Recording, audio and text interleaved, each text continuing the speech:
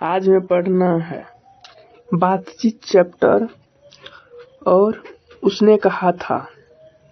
इन दोनों चैप्टर का सब्जेक्टिव और वो सब्जेक्टिव जो एग्जाम में पूछा जाता है, मतलब एग्जाम के दृष्टि से हम पढ़ेंगे।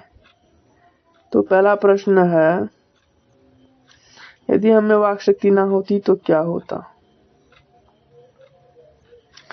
इसको किस तरह से मतलब हम डिफाइन कर सकते हैं, तो आइए करते हैं। व्यक्ति लुंज पुंज गूंगा बनकर रह जाता। वह अपने सुख दुख नहीं बता पाता। मनुष्य का इतना विकास नहीं हो पाता। सहायता नहीं कर पाता। तो कहने का मतलब है व्यक्ति लुंज पुंज गूंगा बन जाता। वह सुख दुख दूसरे को नहीं बता पाता। मनुष्य का इतना विकास नहीं हो पाता। अब हमारा दूसरा सवाल है,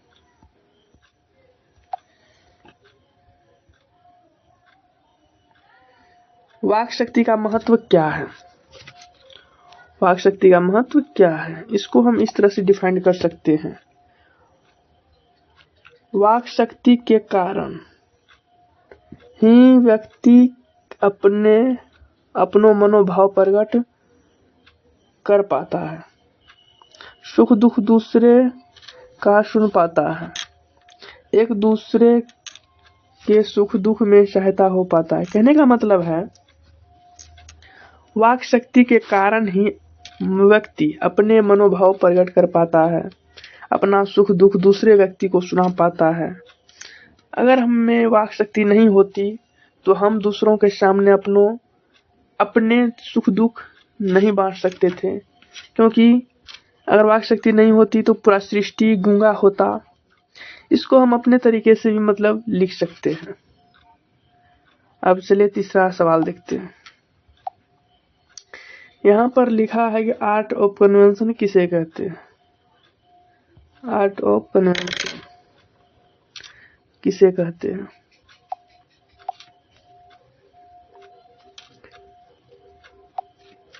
यह बातचीत की सर्वश्रेष्ठ कला है। हृदय की बातचीत कला को आर्ट ऑफ कन्वेंशन कहते हैं। हृदय बातचीत की कला को आर्ट ऑफ कन्वेंशन कहते हैं।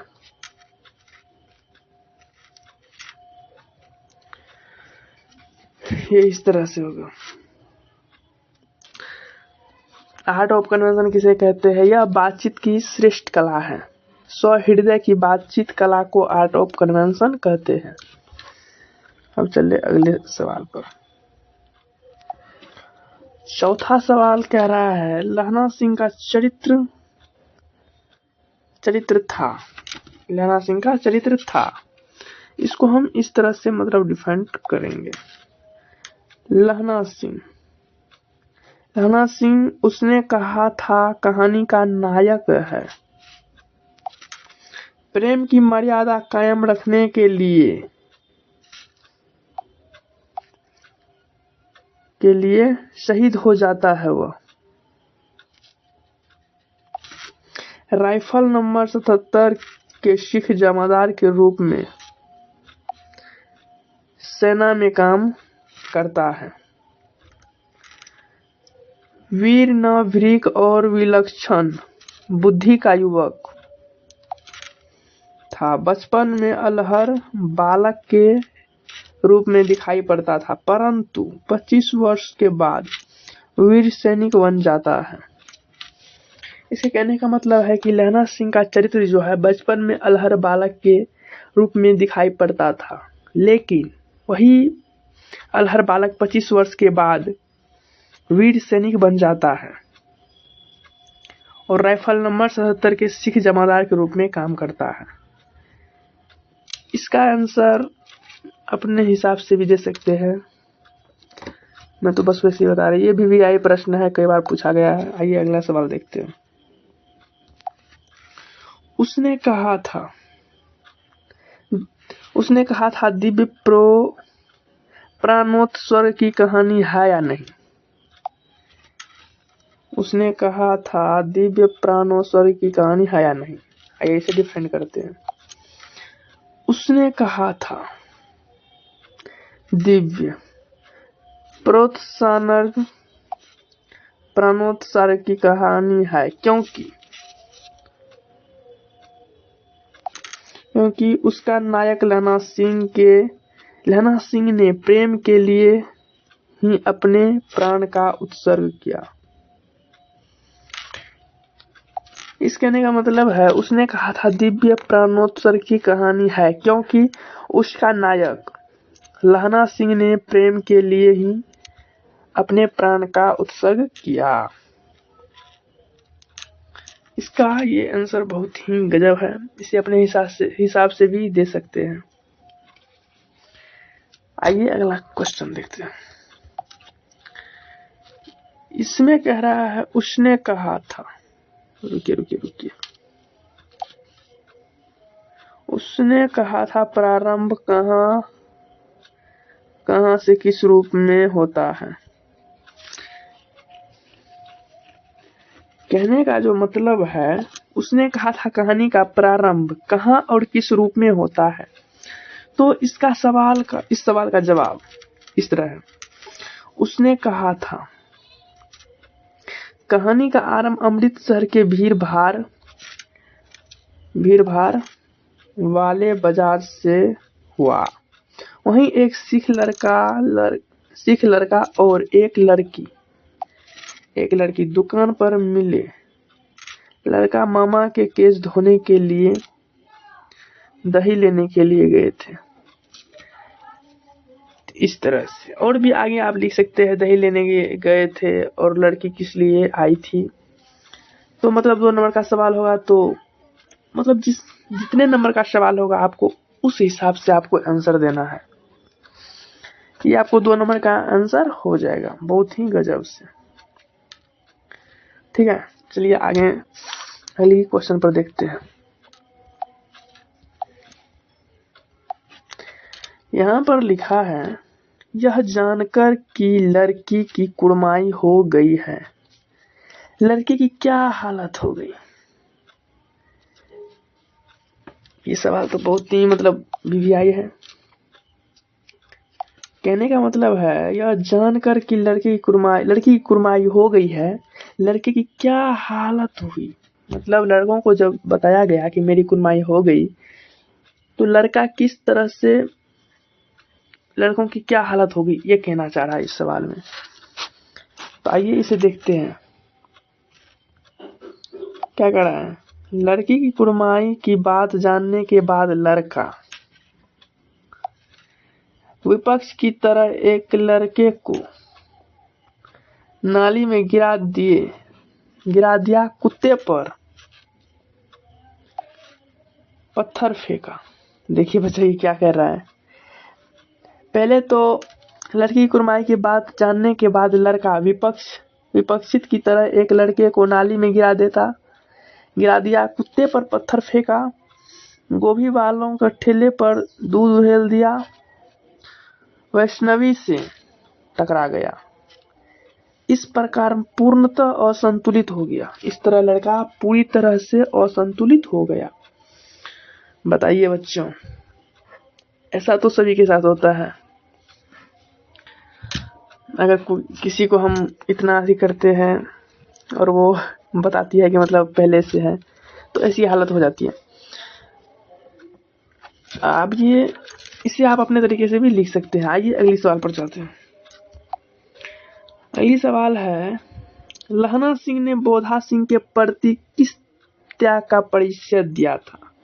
कहने का मतलब है कि लहना सिंह जो है बोधा के प्रति किस चीज के त्याग का परिचय दिया।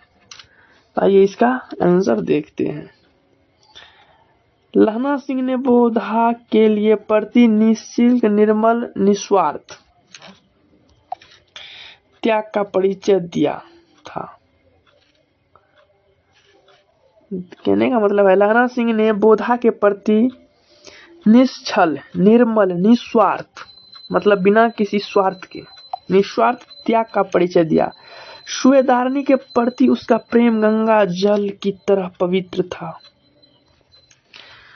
लैला सिंह का जो प्रेम है सूबेदारनी के प्रति गंगाजल की तरह पवित्र था बच्चों। उसने अपने बेटे बोधा और पति हजारा सिंह को देखते रहने की बात कही थी। उसी की बात पूरी करने में उसने कड़ाके की ठंडी में भी खुले बदन बोधा के बदले ड्यूटी किया। मतलब पूरा ठंडा था, बोधा के बदले भी लैला सिंह ही काम किया। बताइए बच्चों। उसे अपने गर्म कपड़े दे दिया। युद्ध की स्थिति स्वयं गोली खाकर भी बोधा को बचा लिया। खुद गोली खाकर बोधा को बचा लिया। बताइए बच्चों, वो कितना प्यार करता था उस लड़की से। उसके लिए, उसके बच्चे के लिए इन्होंने गोली तक खा लिया। आइए अगला सवाल देखते हैं। जारा क्या है? निमोनिया से मरने वाले को मुरब्बे नहीं मिला करते। वजीरा की इस कथन का अर्थ स्पष्ट करें। कहने का मतलब है कि इस कहानी में जो बोला है कि निमोनिया से मरने वाले को मुरब्बे नहीं मिलते, इस कहानी का आखिर कथन का स्पष्ट रूप क्या है? तो आइए इसे हम देखते हैं। लिखा हुआ है, सैनिक जब युद्ध कर्म में शहीद हो तो सरकार उन्हें पुरस्कृत करती है। कहने का मतलब है, अगर कोई सैनिक है और वह लड़ते लड़ते अपनी जान की कुर्बानी दे देता है तो सरकार उसे सम्मानित करती है। वहीं जारा, गर्मी आदि से मरने वाले को कोई पुरस्कार नहीं मिलता है। बताइए बच्चों, आप अगर ठंडी में मर जाएंगे बैठे बैठे तो क्या आपको पुरस्कार मिलेगा? नहीं मिलेगा बच्चों। इस कहानी का मतलब वही है। अतः वैसी मौत बेकार है। इस कहने का मतलब है कि वैसे मौत बेकार है अगर ठंडी में वैसे ही मर गए तो। इसीलिए इसको कहा गया है कि निमोनिया से मरने वाले को मुरब्बे नहीं मिलते। आइए अगला सवाल देखते हैं। 10 नंबर का जो हमारा सवाल है, ये क्या कह रही है? फिरंगी मैम के बाग में क्या क्या था? कहने का मतलब है कि फिरंगी मैम जो है उसके बाग में क्या क्या था। आइए देखते हैं उसके बाग में क्या क्या था।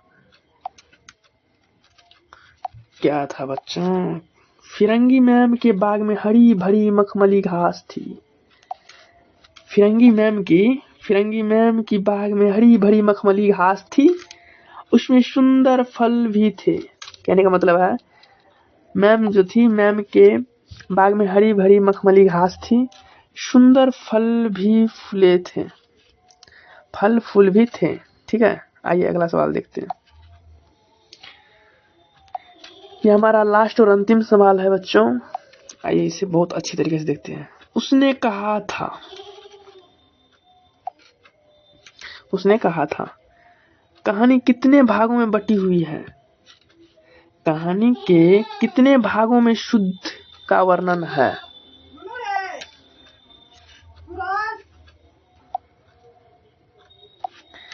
यहाँ पर इसका आंसर हो जाएगा, उसने कहा था कहानी 5 भागों में बटी हुई है। उसने कहा था कहानी 5 भागों में बटी हुई है। कहानी के 4 भागों में युद्ध का वर्णन है। कहानी के 4 भागों में युद्ध का वर्णन है। बताइए बच्चों, आप लोगों को क्लास आज का कैसा लगा? आशा करते हैं कि आपको क्लास बहुत ही अच्छा लगा होगा। ऐसे ही प्रश्न पाने के लिए MBBI क्वेश्चन हमारे चैनल को सब्सक्राइब जरूर करें।